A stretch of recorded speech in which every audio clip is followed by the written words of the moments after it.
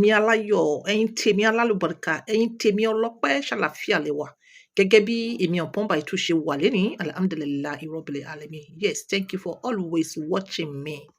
Mo fi àkókò yìí, mo fi kí gbogbo ẹ̀yin tẹ́ wà l'Amẹ́ríkà pé ó ń bọ̀ dáadáa ló máa dé bá yín o. Ẹ ṣáà kú wàhálà àti ọ̀rọ̀ Trump. Ogun lé ní káàkiri láìsí pé èèyàn pààyàn. Ogun ṣẹ́kẹ́ṣẹkẹ̀ lọ́wọ́, ṣẹ́kẹ́ṣẹkẹ̀ lẹ́sẹ̀. Bí wọ́n ṣe ń bọ́ńdù wọn sínú mọ́tò tí wọ́n ń deport wọn. Ọlọ́run ó gbẹ̀yìn tèmi lékè ẹ̀. Ọlọ́run ó gbẹ̀yìn tèmi lékè ẹ̀ dáadáa lẹ máa rí. Ẹ ní rí àìdá bẹ̀. Wọ́n ní tó bá ń bàjẹ́ fẹ́yàn kan, ó sì máa ń da fẹ́yàn kan pẹ̀lú ògo Ọlọ́run. Nínú gọ́ọ̀mẹ̀ntì Trump yìí, blessing ló máa jẹ́ fún ẹ̀yin tèmi. Blessing ló máa jẹ́ fún ẹ̀yin tèmi. Yes, alhamdulillahi rabbil alamin. A dúpẹ́ lọ́dọ̀ Ọlọ́run. Ẹ̀yin náà rí title. Kò sí tá lè fi wé natural herbs. Kò sí tá lè fi wé. It's incomparable. Mo ti lo méjèèjì rí. Mo dẹ̀ mọ̀. I saw the effectiveness of both the good and the bad. Sẹ́rí kò sí tá lè fi natural herbs wé. Most especially tí mo rà. In fact, kí n mọ̀ ti lọ síbi orí. Gbóhùn sókè tí tèmi tó rà. Gbóhùn sókè. Bọ́tá iná bá rántí, ó ní kan tẹ́ sọ fún mi some years ago. A couples of years ago. Just the cloves pẹ̀lú ginger pẹ̀lú garlic tí mo jẹ pọ̀ mọ́ mi. Ó wà very very superb to the extent that ìgbà tí mo lò nígbà tí mo dé Ọ̀fà, because ìgbà tí mo lò nígbà yẹn Abuja ni mo wà. So ìgbà tí mo tún wá dé ilé ní Ọ̀fà, mo tún wá tún lò. In fact, ìgbà yẹn báyìí tó yẹ pé fiancé mi ó máa ń wìn mí. Mọ́ ìgbà tí mo lò more than 1 hour on hour. Mi ò lo artificial kìíní o. Sílẹ̀ yìí ò wá pọ̀jù wá àwọn ọmọ. Tó jẹ́ pills mi ò lò yẹn o. Mi ò lò.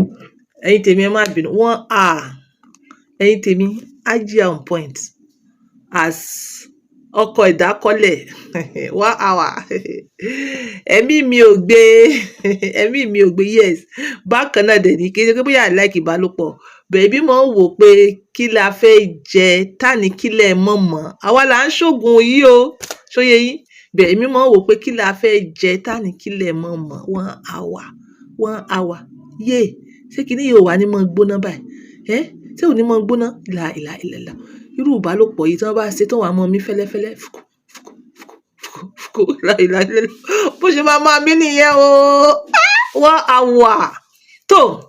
Tí ìyàwó ẹ, yes, cancel ọkọ àti ìyàwó. Tí ìyàwó ẹ bá ti like ẹ bẹ́ẹ̀, tó bá like ẹ bẹ́ẹ̀, like Ajia, ọkọ ìdákọ́lẹ̀. Seriously, láìláìlélá o. Ẹ̀yin tèmi, mo kàn wà factual ni o. This is just the truth. So this is just the truth. Like 1 hour. Bóyá màá mọ̀ sinmi, màá mọ̀ mú mi, màá mọ̀ sinmi. Yay! Wow, that's great. Great news. That's lovely. 1 hour. Tí o bá like ẹ bẹ́ẹ̀, tí fiancé náà like ẹ bẹ́ẹ̀, no problem. In fact, ó sọ fún mi pé, in fact, tó fi dì sínú ẹ̀yìn, ẹ̀ṣin ló sì máa ń pè mí. Ẹ̀ṣin. Náà come to gbà tí mo tún wá lò, tí mo tún wá ra apps yìí, tí mo tún lò. In fact, ẹ bá gbọ́, over superb. Èmi gan mo rí good effect on me.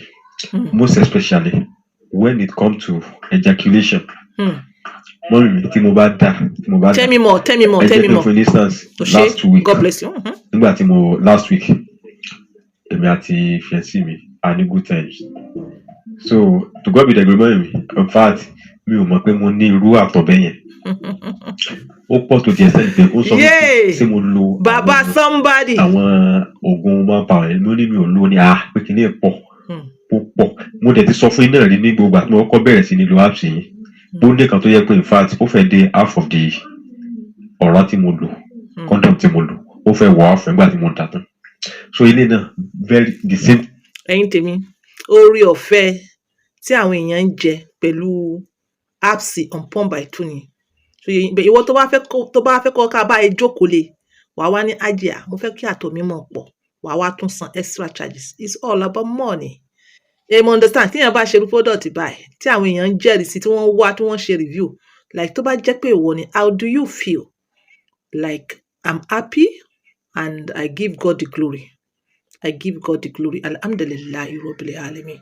alhamdulilayi rabbil alamin like èèyàn mélòó tí wọ́n ń ṣerú iṣẹ́ báyìí ni àwọn èèyàn sọ wípé tí wọ́n testify alhamdulilayi I give God the glory mi ò tẹ́jú èèyàn mọ́lẹ̀ o mi ò réèyàn fín o you understand èyí tó bá kù díẹ̀ káàtó Ọlọ́run bá wa tún tò Ọlọ́run bá wa tún ṣe inshallah ó yá ọmọ mi gbóhùn sókè jẹ́ n gbọ́.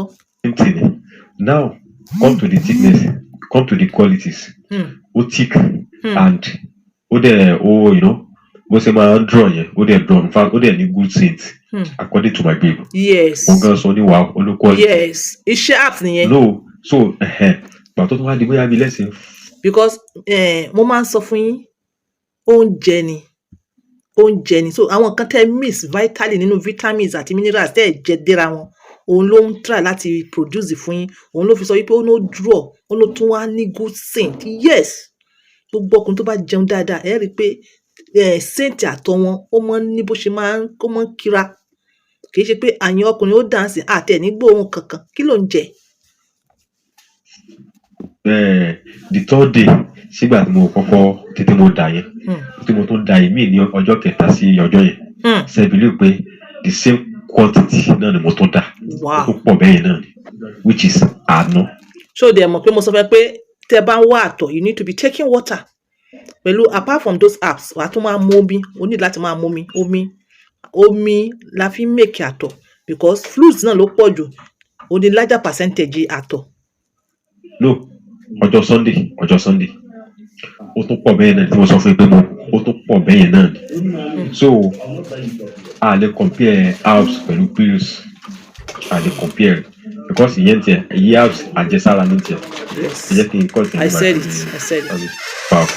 It's comparable with pills ìyàtọ̀ dé bá wọn gan ìyàtọ̀ dé bá wọn and come to another effectiveness ní ara èyí tó jẹ́ pé gbogbo blockers tí mo sọ pé ó máa ń romi tí mo bá lo pills nothing like that everything will go smoothly the only thing tó kàn nídìí ni pé kéèyàn jẹun kó dẹ̀ mu omi once téèyàn bá jẹun tó mu omi in fact bí ọba lèèyàn rí ní ti herbs yìí tí mo dẹ̀ ti lò dáadáa in fact lálẹ́ mo ti lo adùn yọ̀gbàyọ̀gbà lálẹ́ mo lo jerrycan láàárọ̀ in fact I feel alright and I feel okay. Mo ṣe ń bá yín sọ̀rọ̀ gan báyìí in fact ẹ má jẹ́ kí n sọ. So ó make sense thank you. rather than pills ó make sense kò dẹ̀ ní other side effect tí ẹ bá ti lò ẹ̀yin tèmi ẹ má ṣìgbọ́ o òun gò wà àwí ẹ̀ pé màá post ẹ̀ o òun gò wà àwí ẹ̀ o ṣe mo ní kó má bó ṣe rí ló ṣe ń sọ in fact ó wà lára àwọn tó sọ fún mi pé ẹja blow product ìmúnira tó bá blow ẹ̀ ṣé o ní enough natural resources tí wàá fi take care gbogbo àwọn èèyàn jẹ́ ká máa ṣe ní bòńkẹ́lẹ́ báyìí àwọn tó bá lówó òun náà ni kí wọ́n wá forward you understand because èèyàn púpọ̀ fẹ́ rà but they don't have the money and ní abba náà yes abba tó bá dojú ẹ̀ ó máa ń wọ́n ni. téèyàn dé abuse yẹ ó wà òkè gan ó wà òkè èmi prefer herbs especially your herbs only mo trust rather than others náà lè wà òkè o mi ò dé castigate others thank you yeah the way I will condemn other products so far I've tried a lot of herbs tó dẹ̀ jẹ́ pé títí mo rí pé ó fún mi ní good result alhamdulillah better result in fact more than my expectation alhamdulillah tó fún mi tí mo dẹ̀ tó ṣiṣẹ́ fún mi dáadáa. ẹ má bínú kò gbọ́dọ̀ mọ̀ fún ẹ ní kíní orí ọ̀fẹ́ Ọlọ́run ni I give God the glory àti pé Ajia fẹ́ràn kíní àmọ́ tó lóníwọ̀ àwà yẹn onìkan lájà ò fẹ́ràn Ajia fẹ́ràn kíní bẹ́ẹ̀ oníwọ̀ àwà yẹn dákun ẹ jẹ́ ká bọ̀ ṣe díẹ̀ that is Ajia ono that is Ajia o díẹ̀ you understand ṣe Ajia pátápátá àrírù rẹ̀ rí 30 minutes yẹn gan bóyá màá lọ mọ dìde mọ mú mi lẹ́ẹ̀mẹ́wàá ni ẹ̀yin tèmi oh my God bless you my son. So I prefer the herbs rather than pills. ẹ̀yin tèmi tọ́pìkì yìí lágbára mo fẹ́ fi àkókò yìí mo fẹ́ fi celebrate bàbá mi kan ẹni tèmi pàtàkì by name Alhaji wa Abdulhakeem Babatunde Adedeji as he clocks 60 years. Happy birthday, sir. Long life and prosperities. Yes. àwọn bàbá onínúure, àwọn bàbá alálùbáríkà, àwọn bàbá on point by 2. Yes, happy birthday sir. Pẹ̀lú ògo Ọlọ́run, ẹ ní wá fi àìsàn lùgbà. Ẹ ti lo 60 years. Mò ń gbà ládùúrà pé ẹ tún máa lo more than 60 years again. Nínú ara pípé, nínú àlàáfíà, nínú owó, nínú ọrọ̀. Inshallah, bẹ́ẹ̀ ṣe máa lò nìyẹn. Yes, ara pípé. Even bẹ́ẹ̀ bá wọ 100 years, ẹ sì ń sọkọ obìnrin lọ. Yes, bí mo ṣe wish yín nìyẹn. Bàbá mi, bàbá alálùbáríkà, happy birthday to you. Yes, bákan náà, mo fi àkókò yìí, mo fi recognize Dr. Peter Ajayi on his milestone recognition. Bàbá alálùbáríkà, congratulations. Bàbá mi, bàbá olóore, congratulations. Bàbá mi, bàbá ìdùnnú, congratulations. Kò easy kíyàn wà ní Amẹ́ríkà, kí wọ́n wá recognize ẹ̀, kí wọ́n wá fẹ́ celebrate tiwọn fún milestone for a biggest achievement. That's quality. That's quality. That's quality. Congratulations once more, Dr. Peter Ajayi, for your milestone recognition. Ẹni tèmi tẹ́ wà ní Dallas. Yes, ó ń ṣẹlẹ̀ ní aago 9 ní Plano Event Center, Dallas, Texas, 7th and 8th, 9 a.m. Come one, come all. Ìwọ tó bá mọ̀ wà l'Amẹ́ríkà, ìwọ tó bá sì wà Nàìjíríà, tó bá mọ̀ pé lè ní owó plane, okay, wọ́n retí ẹ̀. Yes, doctor, congratulations, sir. Ẹni tí tèmi,